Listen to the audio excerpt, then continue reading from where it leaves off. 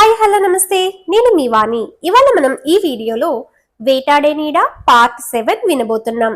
Friends, మీరు కానీ మన ఛానల్ని ఫస్ట్ టైం చూస్తున్నట్లయితే ప్లీజ్ సబ్స్క్రైబ్ చేసుకోండి. అలాగే ఈ వీడియోని తప్పకుండా లైక్ చేయండి. స్టోరీ ఎలా ఉందో కమెంట్ చేయండి. మరెందుకు ఆలస్యం, స్టోరీ వినేద్దామా? సుమంత్ ఉద్దేశం గ్రహించిన ఆ వ్యక్తి నా పేరు వెంటాడే నీడ అని చెబుతాడు. ఆ మాట వినగానే సుమంత్ భయంతో వణికిపోతాడు. అది గ్రహించిన ఆ వ్యక్తి, ఎందుకలా భయపడుతున్నావు? నీతో పాటు మీ వాళ్ళు ఎవరూ రాలేదు కదా, అందుకనే హాస్పిటల్ వాళ్ళు నన్ను నీకు పర్సనల్ అటెండెంట్గా ఉండమన్నారు. మీ వాళ్ళు ఎవరైనా వచ్చే వరకు నేను నీకు నీడలాగా వెన్నంటి ఉంటాను. అందుకే నా పేరు అలా చెప్పాను.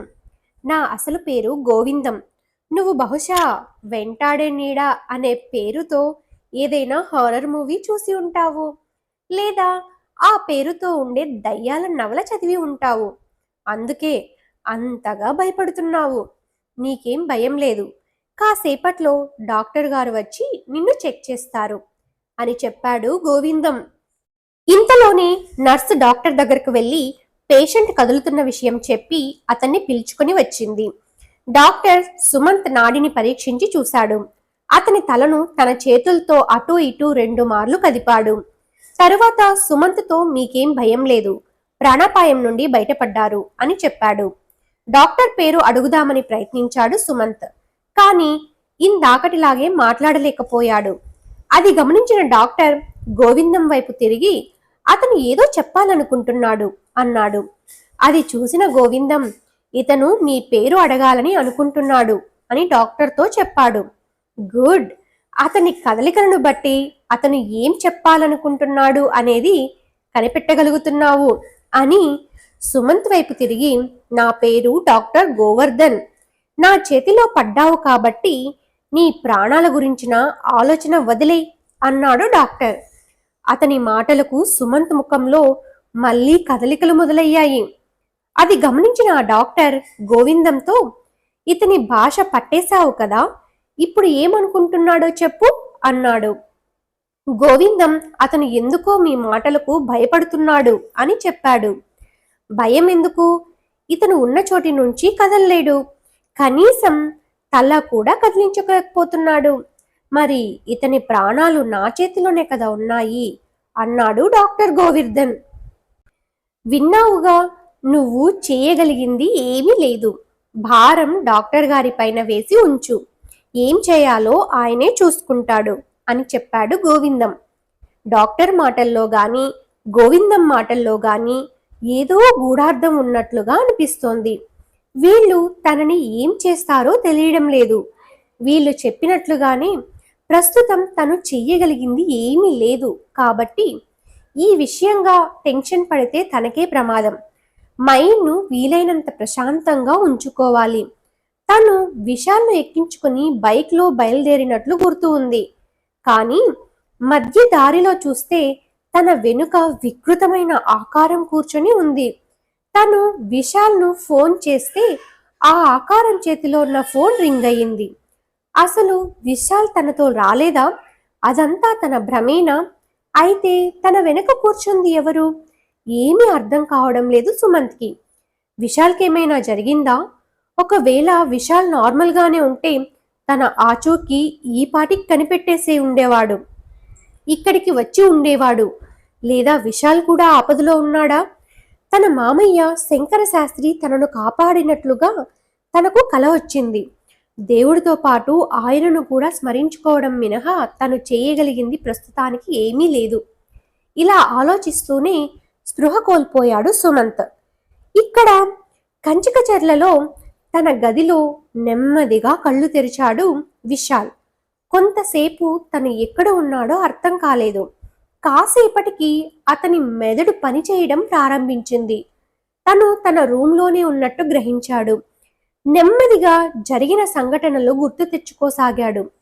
తను, సుమంత్, మరికొందరు స్నేహితులు కలిసి హేమంత్ వాళ్ళ తోటలో పార్టీ చేసుకున్నారు. తరువాత అందరూ ఇళ్లకు బయలుదేరారు. సుమంత్ కంట్రోల్లో లేకపోవడంతో కాసేపు అక్కడే రెస్ట్ తీసుకుంటాను అని చెప్పాడు.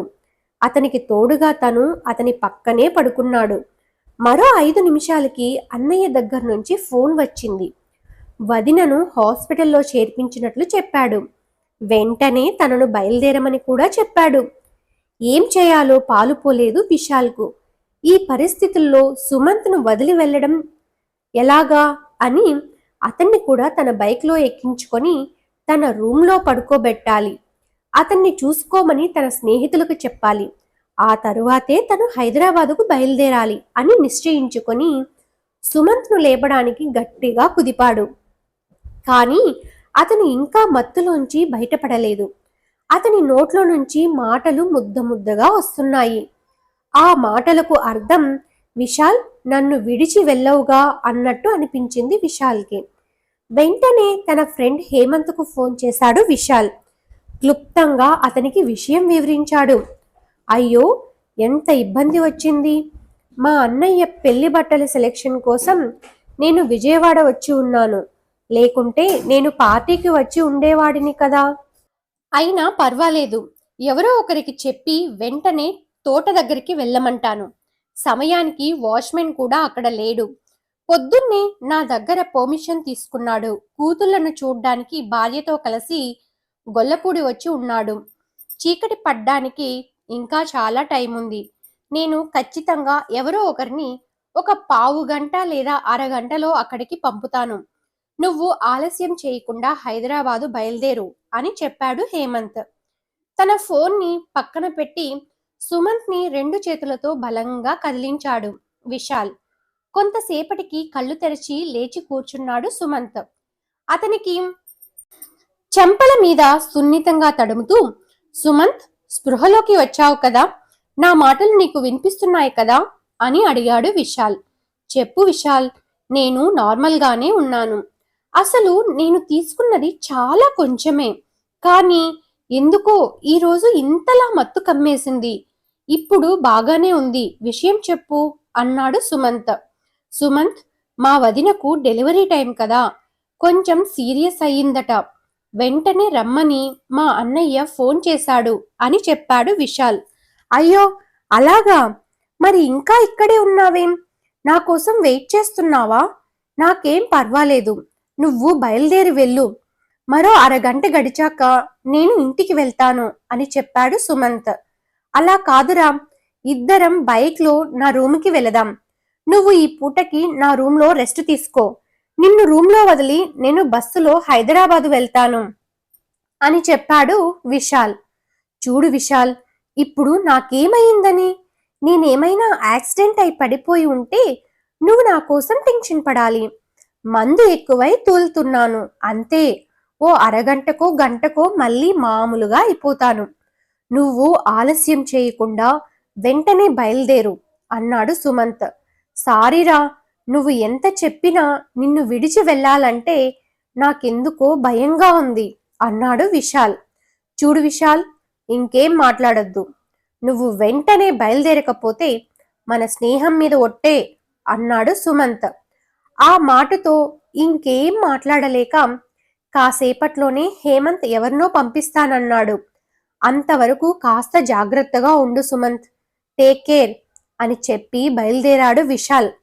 అతను కాస్త జాగ్రత్తగా గమనించి ఉంటే స్నేహం మీద ఒట్టే అన్న మాటలు సుమంత్ మనసులోంచి వచ్చినవి కాదని, ఏదో దుష్టశక్తి అతని చేత అలా పలికించిందని గ్రహించేవాడు. ఇకపోతే వెళ్ళేటప్పుడు గేట్ దగ్గర షణ్ముగం వచ్చి ఉన్నాడా లేదా అని చూశాడు. కానీ అక్కడ ఎవ్వరూ లేరు. చేసేదేమీ లేక తన రూమ్ వైపుకు బయలుదేరాడు విశాల్. కొంత దూరం వెళ్ళాక తన ఫోన్ తన దగ్గర లేనట్లు గమనించాడు. ఇందాక సుమంత్ను లేపడానికి ప్రయత్నించినప్పుడు ఫోన్ పక్కన పెట్టిన విషయం గుర్తుకు వచ్చింది అతనికి. ఈ సమయంలో చేతిలో ఫోన్ లేకపోతే చాలా ఇబ్బంది అవుతుంది. అటు అన్నయ్యకు కాల్ చేయాలన్నా, ఇటు సుమంత్ విషయం తెలుసుకోవాలన్నా ఖచ్చితంగా చేతిలో మొబైల్ ఉండాల్సిందే. ఆ ఆలోచన రాగానే బైక్ను వెనక్కి తిప్పి తోటలోకి పోనిచ్చాడు విశాల్. బైక్ను నేరుగా ఇందాక తాము కూర్చున్న చోటికి తీసుకుని వచ్చాడు. కానీ అక్కడ సుమంత్ లేదు. తన మొబైల్ కోసం ఆ చుట్టుపక్కల చూశాడు. కానీ అది కూడా కనిపించలేదు. ఎవరైనా కాపాడండి అంటూ సుమంత్ అరుస్తున్నట్లుగా అనిపించింది. అలాగే దగ్గర్లోనే తన మొబైల్ రింగ్ అయినట్లుగా వినిపించింది. వేగంగా తోటంతా కలియ తిరిగాడు విశాల్. ఎక్కడా సుమంత్ కనిపించలేదు. అంటే హేమంత్ పంపిన మనుషులు అతన్ని హేమంత్ ఇంటికి చేర్చి ఉంటారు అనుకున్నాడు. విషయం కనుక్కుందామంటే చేతిలో మొబైల్ లేదు. తనకు కూడా మత్తు కాస్త ఎక్కువగానే ఉంది. మరి కాసేపు ఉంటే తను కూడా స్పృహ కోల్పోవచ్చు. వీలైనంత త్వరగా తన రూమ్కి చేరుకోవాలని నిశ్చయించుకొని వేగంగా తన రూమ్కి చేరుకున్నాడు. రూమ్లో ఒక 10 నిమిషాలు రెస్ట్ తీసుకోవాలి అనుకున్నాడు. అప్పుడు పడుకున్న మనిషి తిరిగి ఇప్పుడే స్పృహలోకి రావడం. టైం ఎంతైందో చూశాడు. ఉదయం 8 దాటింది. అతనికి ఏమీ అర్థం కాలేదు. ఎవరైనా తమ డ్రింక్లో మత్తుమందు కలిపారా అన్న ఆలోచన కూడా వచ్చింది అతనికి. వెంటనే పక్క రూమ్లో ఉన్న తన స్నేహితుడి వద్దకు వెళ్ళాడు. అతని మొబైల్ తీసుకొని సుమంత్ నంబర్కి కాల్ చేశాడు. స్విచ్ ఆఫ్ అని వస్తోంది.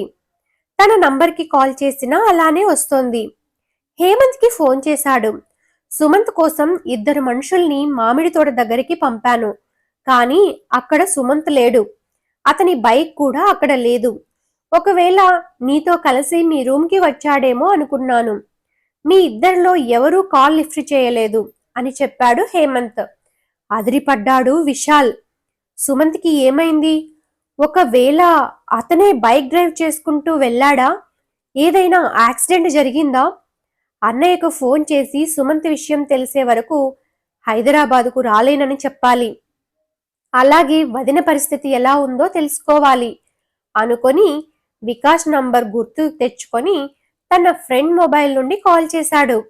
అటువైపు నుండి వికాస్ చెప్పింది విన్న విశాల్కు కాళ్ళ కింద భూమి కంపిస్తున్నట్లనిపించింది. Thanks for watching friends. Next part ని త్వరగానే మన ఛానల్లో అప్లోడ్ చేస్తాను. ప్లీజ్ ఈ వీడియో కానీ నచ్చినట్లయితే వీడియోని లైక్ చేసి అలాగే సబ్స్క్రైబ్ చేసుకోండి. Thank you.